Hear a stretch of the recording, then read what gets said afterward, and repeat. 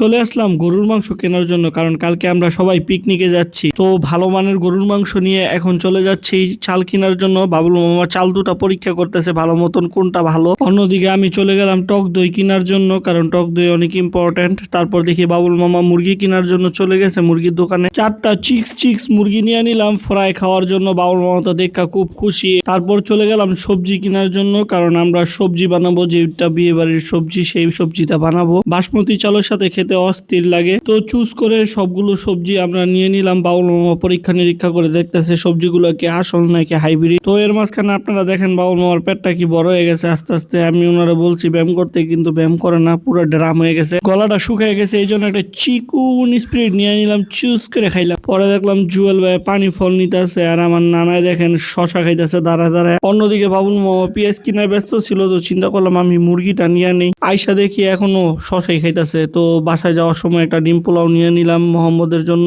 Like দেওয়ার কথা কি ভাই আবার বলতে হইব?